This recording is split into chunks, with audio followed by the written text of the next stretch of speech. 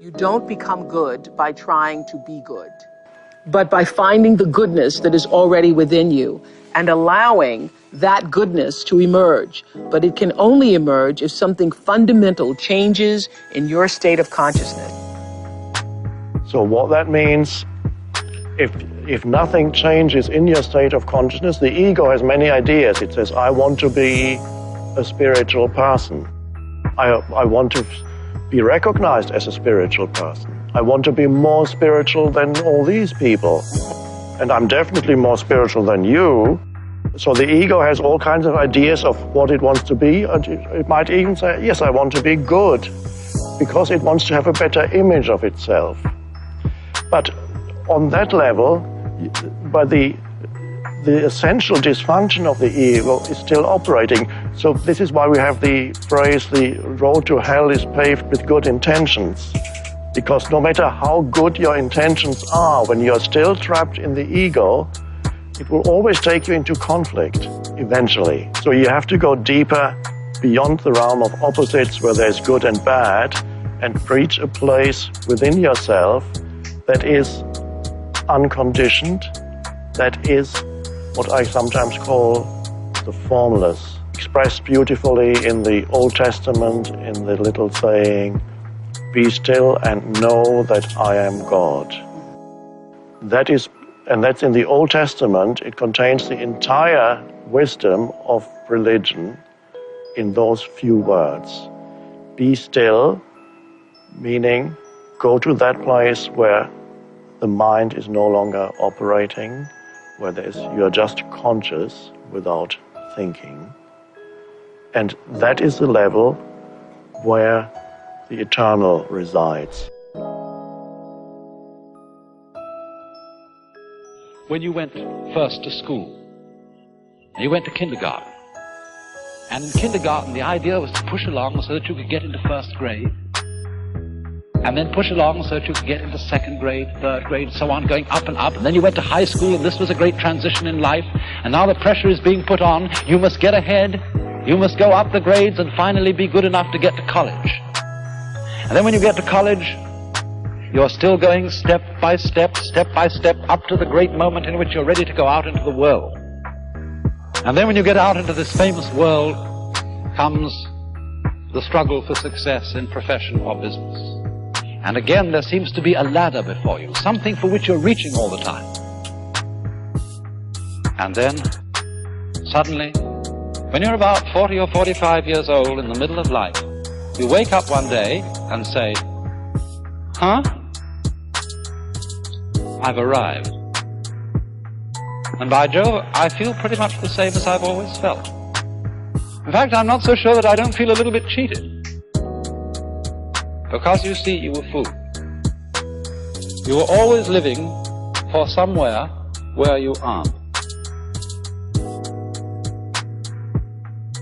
We spend a big hunk of our lives believing that the way that we become, quote, successful, happy, fulfilled, self-actualized, whatever it might be, is on the basis of what I accomplish, what my resume looks like, how many promotions I get.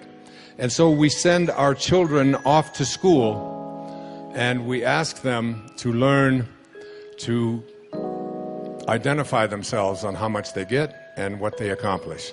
Your grades become more important than what it is that you are studying. What you own, what clothes you wear, what labels you have, and so on. And we become obsessed with this kind of absurdity. And this is the false self at work.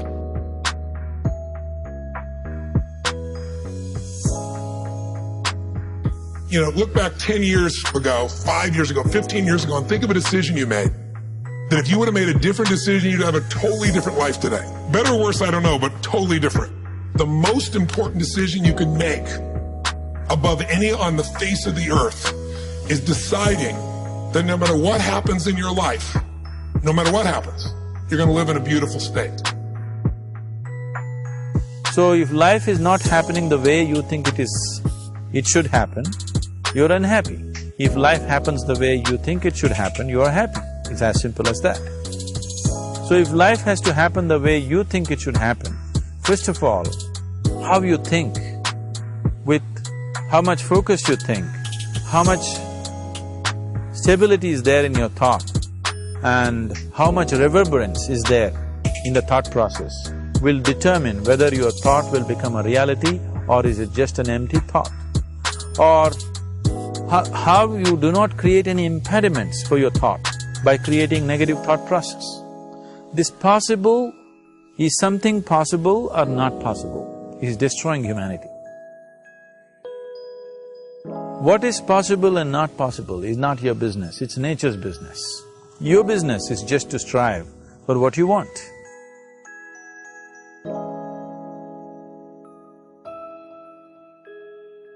The decision to say, I am not going to suffer, that if suffering arises, pain's one thing, suffering's another. Suffering is when you're like, suffering could be worry, it could be anger, it could be frustration, it's anything that takes you out of a beautiful state. And here's what people don't get. You can end suffering by stop focusing on yourself and focus on something you want to serve greater than yourself. Your children, your wife, your mission, your life. You can get out of it in an instant because the nature of the human mind is to constantly compare things. Your mind, your brain is a 2 million-year-old device, and it is not designed to make you happy. It's designed to make you survive. And that's why it's always looking for what's wrong. Life is supposed to be good, not just for some, but for all of you. And when it isn't, something has gone terribly wrong. And every single time, the thing that has gone terribly wrong is that an orientation or a perspective has been developed and practiced to the point that other evidence can't come in.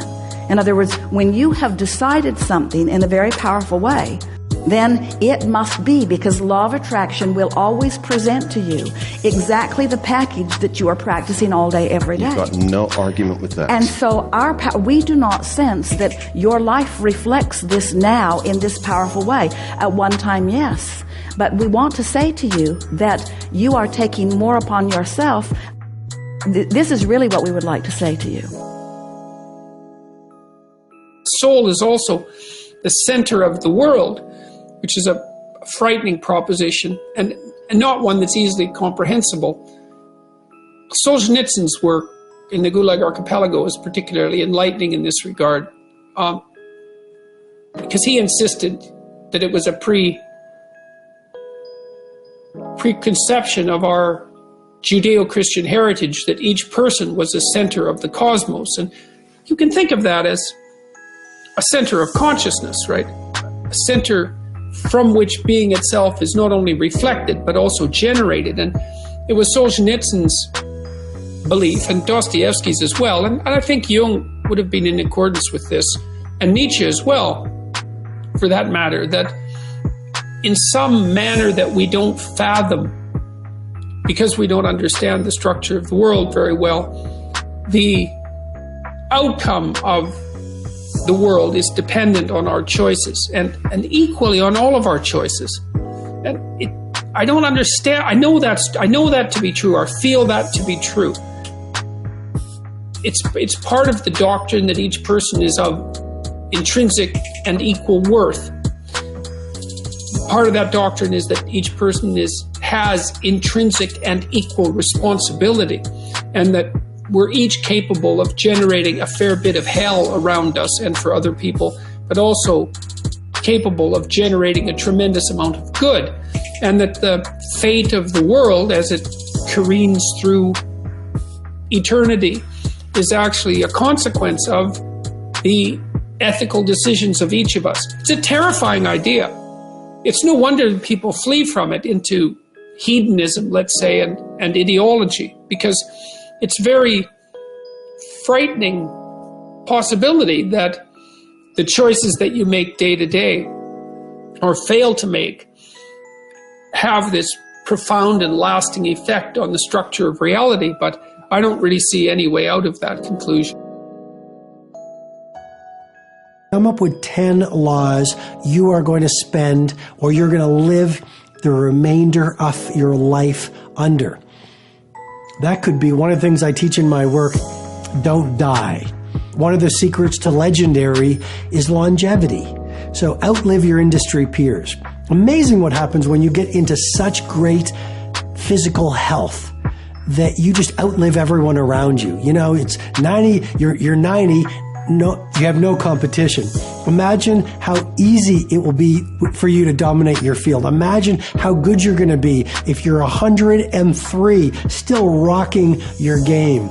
So the point is, don't die. Protect your health. Hack aging. Eat the right supplements. Work out every day.